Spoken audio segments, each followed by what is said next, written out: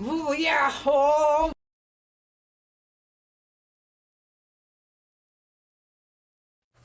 수야호 반갑습니다. 오태초등학교 6학년 학생들 각기동과 각불 두 번째 시간입니다. 오늘은 본격적으로 각기동과 각불에 대해 배워보겠습니다.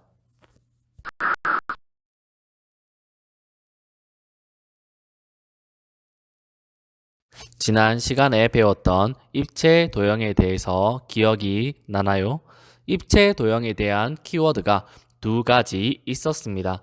하나는 여러 개의 면이라는 키워드였고 다른 하나는 3차원이었습니다. 여러 개의 면으로 이루어진 도형이 입체 도형이고 3차원이라는 말은 도형을 종이에 완전하게 나타내는 것이 가능하다, 불가능하다? 불가능하다 였습니다.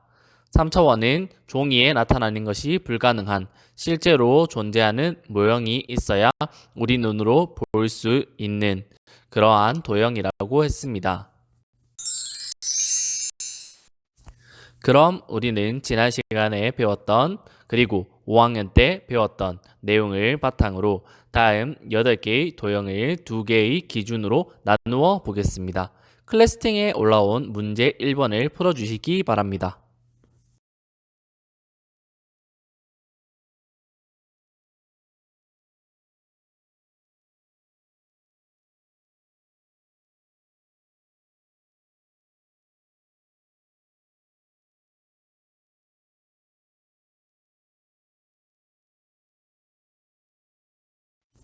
우리는 간단하게 8개의 도형을 한 가지의 기준으로 나눌 수 있습니다. 직선인가 직선이 아닌가로 말이죠. 우리는 직선이 아닌 것을 어떤 선이라고 하죠? 곡선이라고 합니다. 여러분들이 앞으로 배울 도형에서 직선이 아닌 선은 대부분 곡선일 것입니다. 물론 반직선과 선분을 이야기한다면 종류가 더 많아지겠지만 단순히 휘었느냐, 휘지 않았느냐로 따진다면 두 가지만 생각하면 될 것입니다. 이 기준으로 나눈 친구들도 훌륭하지만 오늘은 이 기준과 입체 도형 두 가지가 관련이 없기 때문에 다른 기준으로 살펴보겠습니다.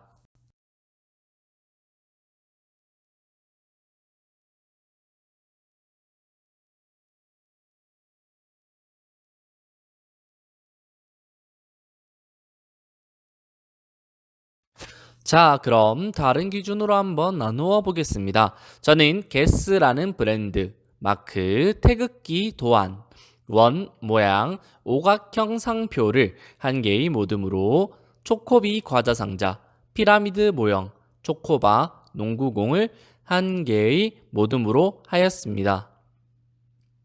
첫 번째 것은 종이에는 표현할 수 있지만 실제로 두께가 없는 것들입니다.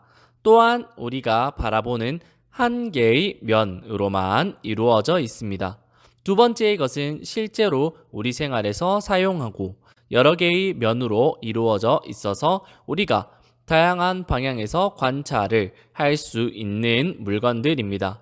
이것은 2차원과 3차원의 개념이며 2차원은 종이에만 나타낼 수 있는 한 개의 면이라고 얘기를 했었고 3차원은 여러 개의 방향에서 볼 수 있는 여러 개의 면 그리고 종이에는 완전히 나타낼 수 없는 이라는 개념으로 설명을 했었습니다.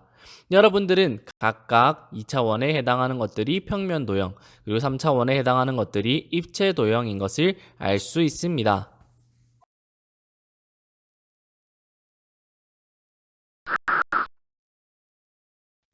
그럼 평면 도형과 입체 도형이 무엇인지 알아보았으니 본격적으로 각기둥에 대해 알아보겠습니다. 각기둥이라는 말을 들었을 때 무엇이 떠오르나요? 6학년인 여러분들은 기둥 정도는 무엇인지 다 알고 있을 것입니다. 그렇다면 각과 기둥을 합치면 어떤 의미가 될까요? 각진 기둥 정도가 되겠죠. 우리가 평소에 보는 기둥은 둥글하죠. 그래서 우리가 두 팔로 안을 수도 있습니다. 그럼 각진 기둥은 어떤 느낌일까요? 선생님은 각진 기둥을 매일매일 봅니다. 여러분들도 매일매일 볼 수도 있고요. 바로 우리 학교 주차장에서 볼 수 있습니다. 주차장에서 각진 기둥을 여러분들은 보신 적이 분명히 있을 것입니다. 기억이 나나요?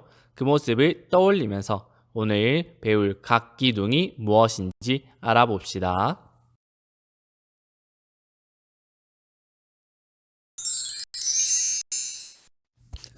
방금 전에 했던 것과 마찬가지로 다음의 도형들을 클래스팅해서 나누어 보실 겁니다. 잠깐 영상을 멈추고 문제 2번을 푸시면 됩니다.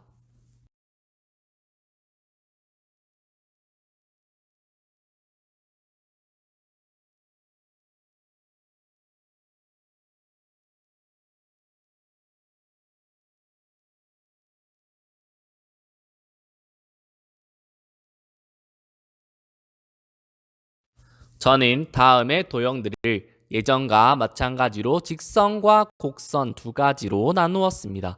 직선으로만 이루어졌는가? 그렇지 않은가? 이 한 가지의 기준이 바로 그것입니다.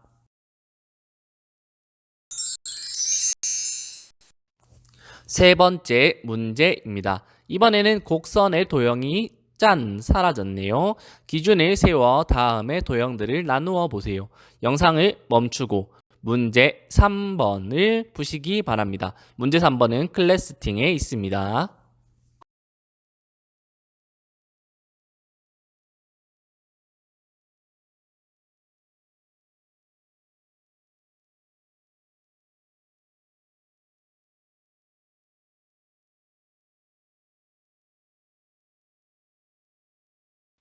개수가 줄었으니까 더 쉬워졌을 것이라고 생각을 하는데요. 제가 세운 기준은 밑면이 한 개인가 또는 두 개인가입니다. 이렇게 세웠던 친구들은 정답이라고 생각하시면 되고 다르게 세웠더라도 꼭 틀린 것은 아니니 실망하실 필요는 없습니다. 자, 근데 뿔이 있는가 없는가 등으로 기준을 세우시면 틀린 것이 됩니다.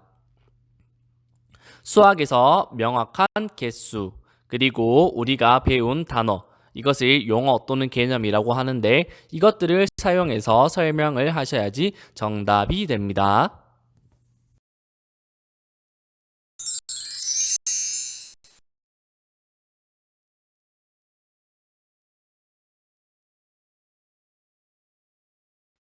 다음과 같은 도형을 각기둥이라고 합니다. 그럼 여러분들은 동생이나 각기둥에 대해 모르는 사람이 얘야 각기둥이 뭐니? 라고 물으면 각기둥 200개를 그려주면서 자, 이렇게 생긴 애들이 각기둥이에요 라고 해야 할까요?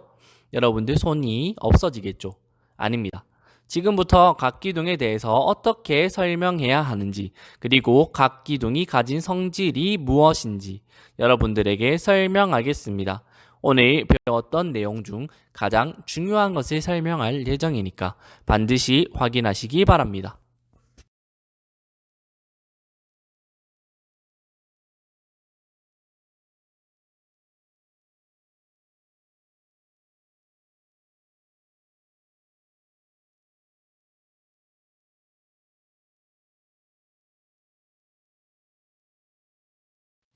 첫 번째 특징은 각기둥 두 밑면은 평행한다입니다. 평행인지 어떻게 알아볼까요? 여러분들 기억이 아마 안 나실 거예요. 선을 길게 늘려서 가운데에다가 두 선을 이어주는 선을 긋고 이 선과 늘렸던 두 선이 90도, 즉 수직을 이루면 평행한다고 우리는 4학년 때 배웠습니다. 말로 하면 어려우니까 그림으로 보시기 바랍니다. 평행하는 경우 반드시 직각이 있다고 생각하면 좋을 것 같습니다. 그리고 이 두 밑면은 평행한다 라는 특징은 어디서 많이 본 특징일 것인데요. 여러분들이 5학년 때 직육면체, 정육면체에서 배웠던 내용들입니다. 뒤에서 알게 되겠지만 이 두 입체 도형 또한 각기둥입니다. 왜 그런지는 여러분들이 이번 시간에 공부를 마치게 되면 설명할 수 있을 것입니다.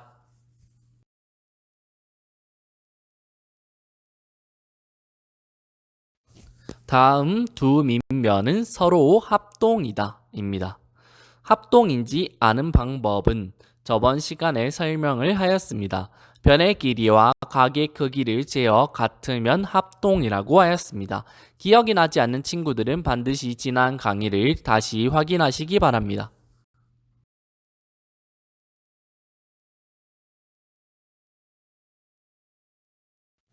마지막 특징은 옆면과 밑면은 서로 수직으로 만난다입니다. 각을 재어보면 모두 90도이죠.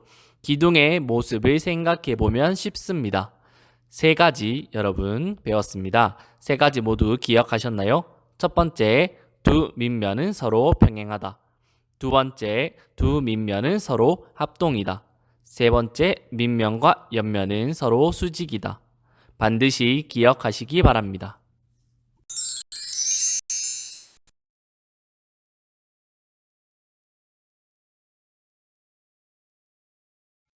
오늘 숙제는 수학 익힘책 18쪽입니다. 18쪽 반드시 풀어오시기 바랍니다.